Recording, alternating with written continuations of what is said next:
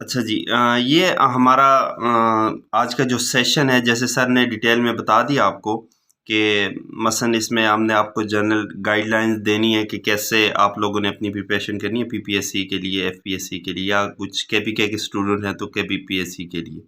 तो एक ये कि मैं आपको जनरल गाइडलाइंस दूंगा कि कैसे आपने प्रिपरेशन करनी है, और इसके अलावा जो मेरी जर्नी है तो उसके अबाउट आपको बताऊंगा कि कैसे मैंने प्रिपरेशन की। फ़र्स्ट ऑफ़ ऑल मैं अपना इंट्रोडक्शन करा दूं कि I am Shahid from KPK. मैं रिसेंटली अपॉइंट हुआ हूँ as a lecturer, higher education department KPK. तो मैं चूँकि अभी रिसेंटली अपॉइंट हुआ हूँ तो थोड़ी बहुत मसलन अभी इस चीज़ का आपको बड़ा फ़ायदा हो सकता है कि मैंने कैसे कैसे प्रिपरेशन की, उसी रोड मैप को आप भी फॉलो करें। तो इंशाल्लाह उम्मीद है कि बहुत जल्द आप लोग भी इस पोजीशन पे होंगे। तो अगर मैं आपको अपनी क्वालिफ़िकेशन के बारे में बताता चलूँ तो मैंने जो मेरी बीएससी तक क्वालिफ़िकेशन है वो केपीके से है। हज़ारा यूनिवर्सिटी उससे एफ़िलिएटेड कॉलेज था, वहाँ से मैंने बीएससी की। उसके बाद मेरा मास्टर जो है MSc government college university Lahore से है, और एमफिल भी मैंने उसी इंस्टीट्यूट से किया था। उसके बाद कुछ अरसा मैं elementary and secondary education department में काम करता रहा केपीके, और उसके बाद मैं लेक्चरर अपॉइंट हुआ। तो प्रिपरेशन के हवाले से अगर बात करूँ, मैं अपनी उस मसलन जो जर्नी आपसे शेयर करता हूँ, और उसके बाद जो है मैं आपको गाइड करूँगा कि कैसे आपने प्रिपरेशन करनी है। तो जो मेरी अपनी प्रिपरेशन थी, चूँकि मेरा मास्टर जो है वो ऑर्गेनिक केमिस्ट्री में था, मेरी स्पेशलाइजेशन जो है वो ऑर्गेनिक थी। तो ऑर्गेनिक में मुझे प्रॉब्लम्स नहीं थी, इनऑर्गेनिक भी मेरी अच्छी स्ट्रॉन्ग थी। मुझे जो इशू थे वो फिज़िकल केमिस्ट्री। वैसे भी होता है कि अक्सर जो ऑर्गेनिक वाले लोग होते हैं तो फिज़िकल वाला एरिया इनका जो है ज़रा वीक होता है टेस्ट के हवाले से ना। तो वहाँ पे थोड़े बहुत इशू थे कि फिज़िकल केमिस्ट्री में प्रॉब्लम हो सकती है। तो उस टाइम भी सर ने, जैसे आज ये एक फ्री सेशन स्टार्ट किया, तो उस टाइम भी उन्होंने स्टार्ट किया था एक सेशन। तो उसमें मैं भी स्टूडेंट था, मैंने भी काफ़ी लर्न किया, पूरा सेशन लिया। तो वो फिज़िकल का वहाँ से जो एरिया मेरा वीक था तो अल्हम्दुलिल्लाह काफ़ी सारा कवर हो गया, और जो फ़ियर था कि लेक्चरशिप का कि ये मेरा एरिया वीक है तो वो भी दूर हो गया। तो प्रिपरेशन जो मैंने की उसमें फ़र्स्ट ऑफ़ ऑल मसलन टेक्स्ट बुक जो आपकी होती हैं, ज़ाहिर है पीपीएससी की आप प्रिपरेशन कर रहे हैं तो पंजाब टेक्स्ट बुक, इसी तरह फेडरल को भी आप साथ देखें। केपीके वाले हैं तो केपी की जो टेक्स्ट बुक है और फेडरल ऑलमोस्ट सेम ही है, तो केपी वाले साथ पंजाब को भी देखें। ये बिल्कुल बेसिक उस पे, एक तो इस चीज़ को देखना है, ठीक है। उसके बाद जो आपके पास बीएस के कोर्सेज़ हैं आपके, ठीक है, पहले 4 सेमेस्टर तक मिनिमम। एडवांस में आप जाते हैं तो बहुत अच्छी बात है। अगर वो नहीं हो सकता तो पहले 4 सेमेस्टर तक जो बीएस में कोर्सेज़ पढ़ाए जाते हैं, फिज़िकल है, ऑर्गेनिक है, इनऑर्गेनिक है, कुछ एनवायरमेंटल वगैरह के एक आध चैप्टर होते हैं, बायोकेमिस्ट्री होती है, ठीक है, एनालिटिकल होती है, बिल्कुल बेसिक वाली। तो इन चीज़ों को आपने क्या करना है, फॉलो करना है। तो जो मैंने स्ट्रेटेजी बनाई थी तो वही 4 इसके वो 4 के, तो चूँकि ऑर्गेनिक और इनऑर्गेनिक मैंने बताया स्ट्रॉन्ग थी तो उसको तो मैंने फुली किया ना। मगर जो बाकी थे तो उसको मैंने 4 जो सेमेस्टर हैं वहाँ तक जो है वो मैंने कवर किए।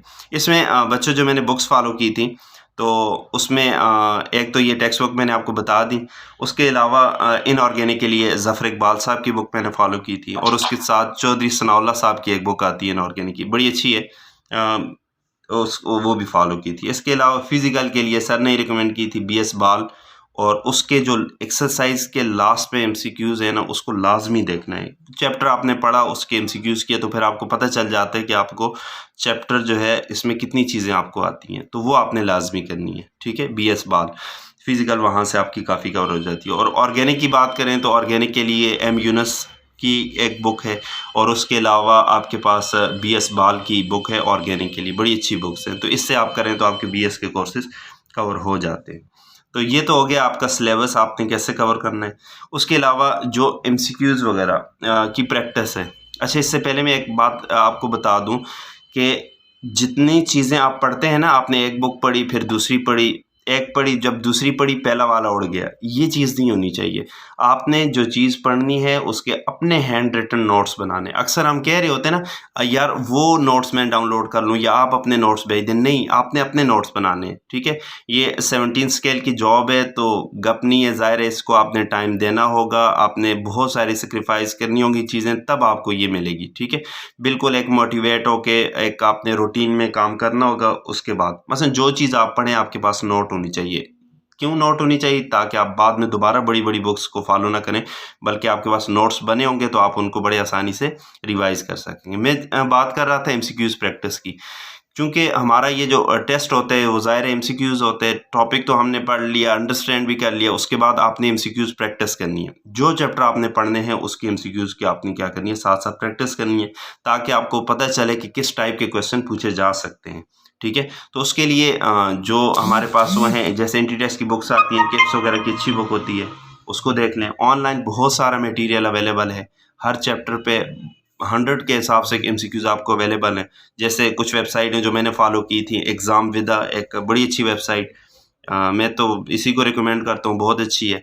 उसके बाद पाक एमसीक्यूज पे बहुत ज़्यादा हमारे जो सिलेबस के एमसीक्यूज हैं वो पढ़े होते हैं। खैर बेसिक लेवल के होते हैं, एग्ज़ाम विदा पे ज़रा एडवांस, एग्ज़ाम विदा को लाजमी देखें। और एक और वेबसाइट है ऑनलाइन फ्री तालीम, तो उसको भी आप देख सकते हैं। वहाँ पे भी बहुत सारा मटेरियल केमिस्ट्री से रिलेटेड क्या है, अवेलेबल है। अच्छा, इसके बाद क्या करें, आप एमसीक्यूज प्रैक्टिस कर रहे हैं ऑनलाइन या बुक से एमसीक्यूज प्रैक्टिस कर रहे हैं, जो चीज़ें आपको आती हैं ना, जो एमसीक्यूज आप बड़ी आसानी से कर रहे हैं, उसका कोई फ़ायदा नहीं है, ठीक है। उसको आप करते जाएं। जो एमसीक्यूज आपसे नहीं हो रहा ना, एक फ़ाइल बना लें गेम चेंजर के नाम से, ठीक है। मैंने ये काम किया था। जो एमसीक्यूज आपसे आपसे सॉल्व नहीं हो रहा बच्चों, उसको आप क्या करें, उसमें लिख लें, ठीक है। उस फाइल में आप लिख लें, और एट दी एंड जब आप मसलन 1-2 मंथ इस तरह वो तैयारी करेंगे तो आपके पास काफ़ी सारी चीज़ें, क्योंकि वो एमसीक्यू जो आपसे नहीं हुए ना, इट्स मीन वो आपकी गेम चेंज करेंगे। जो हो रहे हैं तो वो तो सारे कर रहे हैं, ठीक है। आयोनाइजेशन टॉप टू बॉटम क्या होती है, डिक्रीज होती है, ये तो सबको आता है, मगर उसमें जो इंपॉर्टेंट बात है जो आपसे नहीं हुई, इट्स मीन उसमें कुछ लॉजिक है, ठीक है। आयोनाइजेशन एनर्जी से रिलेटेड ही एमसीक्यूज है, उसमें कुछ लॉजिक है, उसको आप अपने पास क्या करें, नोट करें, वो आपकी गेम चेंज करेगा जी। उसकी फाइल का नाम ही मैंने गेम चेंजर रखा था। अच्छा, उसके बाद कुछ बुलेट्स पॉइंट होते हैं। बुलेट्स पॉइंट जो बड़े इंपॉर्टेंट पॉइंट्स आपको लगते हैं कि भाई ये मसलन ये बुक मैंने पढ़ी है, इसमें बहुत की पॉइंट ये वाले की पॉइंट थे, तो उसको अपने पास क्या करें, नोट करें, एक फाइल उसकी बना दें जी। अच्छा, इसके बाद मैंने एक इंडियन एक बुक है, बड़ी अच्छी बुक है, मुझे बड़ी अच्छी लगती है। अतुल सिंघाल उसका राइटर है, IIT के लिए बुक आती है। शुरू में थोड़ा सा मटेरियल है, उससे चीज़ों को आप रिवाइज करते हैं और उसके बाद प्रैक्टिस एमसीक्यूज है, ठीक है। तो इस बुक को मैंने फॉलो किया था, बहुत आउटस्टैंडिंग, बहुत आउटस्टैंडिंग। बड़े कुछ बेसिक लेवल के एमसीक्यूज भी हैं, उसके बाद हायर लेवल के एमसीक्यूज भी हैं, तो ये भी बहुत अच्छी बात। अतुल सिंघाल एक ऑथर है, सॉफ्ट में अवेलेबल होगी, आपको मिल जाएगी जी। अच्छा, जब मसलन इन चीज़ों से मैं बार बार गुज़रा, जैसे मैंने आपको बताया हैंडमेड नोट्स वगैरह ये वगैरह बनाए, उसको बार बार रिवाइज़ करता रहा, प्रैक्टिस एमसीक्यूज़। उसके बाद जब इंटरव्यू की बात आई, G man book by Atul Singhal, yes. उसके बाद जब इंटरव्यू की बात आई बच्चों, इंटरव्यू प्रिपरेशन, टेस्ट मेरा क्वालिफाई हो गया। जब इंटरव्यू की बात आई तो एक तो मुझे जो फ़ायदा हुआ क्या, जो मैंने हैंड रिटन नोट्स, उस वक्त मेरा टाइम तो लगा, मगर अब मेरे पास हैंड रिटन नोट्स मेरे अपने मौजूद थे, ठीक है। तो उनको मैंने क्या किया, इंटरव्यू के लिए रिवाइज किया। एक और बुक आती है इंटरव्यू के हवाले से, टेस्ट योर केमिस्ट्री बाय हकनवाज भट्टी, उसको मैंने पढ़ा इंटरव्यू के लिए। इसी तरह सोल्यूशन मैनुअल आते हैं सनाउल्लाह साहब के, ऑर्गेनिक केमिस्ट्री, इनऑर्गेनिक केमिस्ट्री और फिजिकल केमिस्ट्री। ये अगर आप टेस्ट में भी फॉलो करें ना, टेस्ट में सिर्फ इसके एमसीक्यूज करें, और जब इंटरव्यू के टाइम आए ना, इसके जो शॉर्ट क्वेश्चन दिए हुए हैं ना, या एक्सरसाइज के जो सोल्यूशन है, उसको लाजमी फॉलो करें, ठीक है। उसको पढ़ें, बहुत अच्छे कॉन्सेप्ट वहाँ से बनते हैं जी। तो मैंने वो फॉलो किया था बच्चों। उसके बाद FSC चूँकि पहले भी पढ़ी थी, उससे दोबारा गो थ्रू हुआ था। प्रैक्टिकल की जो हमारे पास नोटबुक होती है उसको पढ़ा था बड़े अच्छे से। प्रैक्टिकल पोर्शन इंटरव्यू के लिए बहुत इंपॉर्टेंट होता है, तो उसको मैंने देखा था। उसके बाद कुछ टर्म्स होती हैं इंपॉर्टेंट, मसलन हर सब्जेक्ट की कुछ बेसिक टर्म्स होती हैं, उसमें उसको वो देखा था, मसलन differentiate between this and that, इस तरह की जो टर्म्स वगैरह होती हैं, तो उसको फॉलो किया था। और उसके बाद जो आपने क्या किया, जो मसला इंटरव्यू हो रहा था, तो उसके बाद इतनी तैयारी करने के बाद, सिलेबस करने के बाद आपने क्या करना है, फिर आपने मॉक इंटरव्यू वगैरह देने। कोई भी आपका फ्रेंड हो, कोई आपका टीचर हो, उससे आपने क्या करनी है, चीज़ें शेयर करनी है, क्योंकि वैसे बंदे को अंदाज़ा नहीं होता। जब किसी से डिस्कशन होती है तो वहाँ से आपका क्या होता है, बड़ा अच्छा अंदाज़ा होता है। अच्छा, अब आपके लिए क्या गाइडलाइन है, ये तो था मेरी जर्नी, ठीक है, जो मैंने प्रैक्टिस की और यहाँ तक आया। अब आपके लिए जो मेरी तरफ से गाइडलाइन है as a mentor, as a teacher, क्योंकि राउंड अबाउट हमारे पास यहाँ पे 65 के करीब स्टूडेंट जुड़े हुए हैं। ज़ाहिर है आपको इंटरेस्ट है, आप चाहते हैं, गाइडलाइन आपको चाहिए, तभी तो आप यहाँ पे ऑनलाइन उसमें आए हैं, ठीक है, आपने टाइम निकाला है। हालांकि ये बड़ा की टाइम है। मैं जब फाइनल हो गया था कि इस टाइम क्लास होनी है आपके साथ, तो तब मुझे बाद में ख्याल आया, तो इस टाइम तो हर कोई मसरूफ़ होते हैं, मगर चलें, अच्छी खासी तादाद आ गई, तो ज़ाहिर है इट्स मीन आप लोग सारे सीरीज़ हैं इसके अबाउट।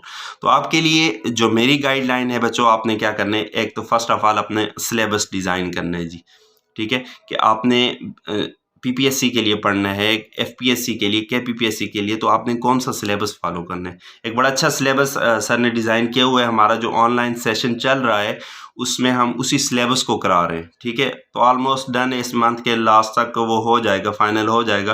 तो मुझे बड़ा पसंद आया, उसमें तकरीबन सारी चीज़ें कवर हो रही थी, ठीक है, कुछ और एडिशनल मेटलर्जी वगैरह का वो थोड़ा सा था, तो फिर उसमें सारा ही कवर हो जाएगा। अच्छा, तो आपके लिए पहली बात तो ये है कि सिलेबस आप डिज़ाइन करें, आपने कौन सा सिलेबस करना है। जो चीज़ पढ़ें उसको हैंड रिटन नोट्स बनाएं, अपने नोट्स में। आपको थोड़ा सा टाइम लगेगा, मगर आपको ये टेस्ट में भी वो करेंगे, टेस्ट में भी हेल्पफुल होंगे, और उसके बाद अगर आप इंटरव्यू के लिए जा रहे हैं वहाँ पे भी आपके लिए बहुत ज़्यादा ये क्या होंगे, हेल्पफुल होंगे।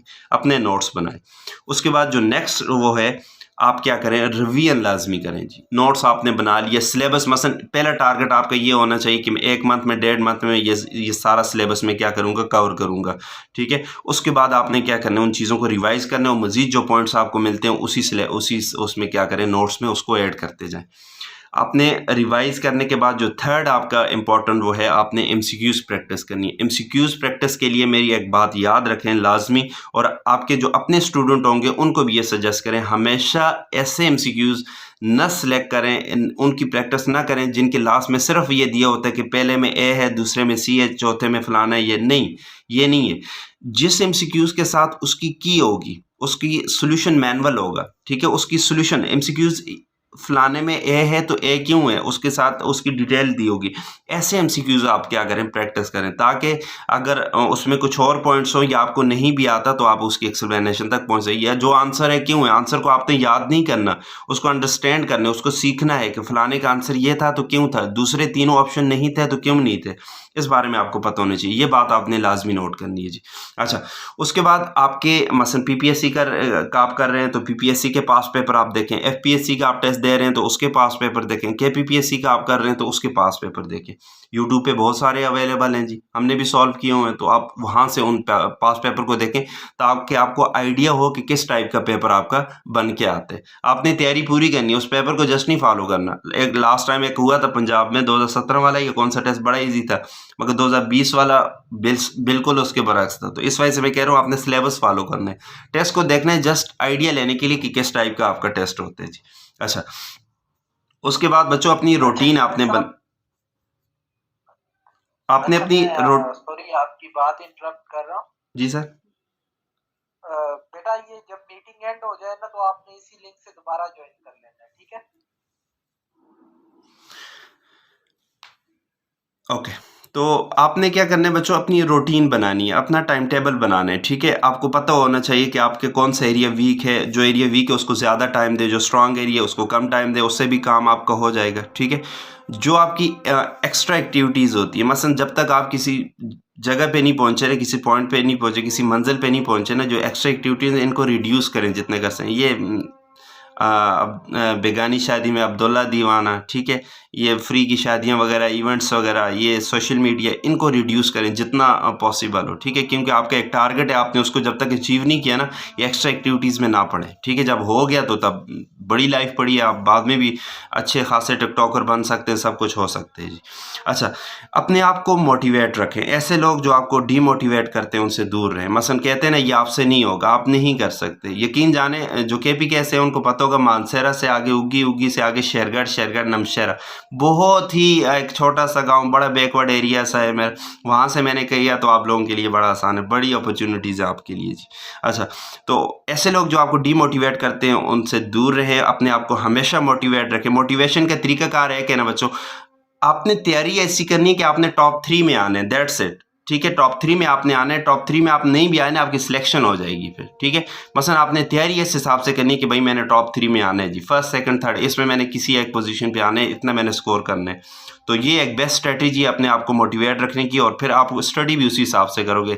ठीक है, अच्छा, अपना टारगेट सेट करें। टारगेट सेट मसलन मैंने इस वीक में मैंने फिजिकल करनी है तो फिजिकल करने का मतलब मुकम्मल करनी है, नेक्स्ट वीक में मैंने ऑर्गेनिक करनी है तो ऑर्गेनिक मुकम्मल करनी है। जो आपके मेजर टास्क होंगे, अगर आपने इस वीक में फिजिकल करनी है तो पहले 2 दिन आपने कितने चैप्टर करने, दूसरे 2 दिन कितने चैप्टर करने, फिर जो आपका बड़ा टास्क होगा उसके छोटे छोटे फर्दर छोटे टास्क में आप क्या करें, उसको डिवाइड करें और उस सिलेबस को उस जो आपका टारगेट है उसको पूरा करने की कोशिश करें ऑन टाइम जी। अच्छा, उसके बाद जो वो फाइल मैंने आपको बताई कि अपनी जो गेम चेंजर फाइल बनानी है उसको अपने पास क्या करना है, महफूज रखना है जी। 3 मैं लास्ट में फिर आपको यहाँ पे मैं बात एंड करता हूँ, लास्ट में फिर मैं कहता हूँ अपने नोट्स बनाएं, हैंड रिटन नोट्स, ठीक है, जहाँ से भी आप पढ़ते हैं। उसके बाद एमसीक्यूज़ प्रैक्टिस करें, मगर एमसीक्यूज़ कौन से प्रैक्टिस करने, जिसके साथ उसका सोल्यूशन भी दिया हो। और तीसरी बात मैंने आपको क्या बताई, रिवीजन करनी। ये 3 की पॉइंट हैं, 3 कीज़ हैं सिलेक्शन की, कि इस पे आप चलोगे तो मुझे तो बड़ी उम्मीद है इंशाल्लाह आप ये कि कामयाब होंगे। तो बाकी बात वही कि हर बंदे की अपनी स्ट्रेंथ अपनी वीकनेस होती है, उस अपनी स्ट्रेंथ के अकॉर्डिंग अपना काम करें। मसलन किसी की ऑर्गेनिक वीक है तो ऑर्गेनिक पे ज़्यादा तवज्जो दे, फिजिकल वीक है तो फिजिकल पे ज़्यादा तवज्जो दे।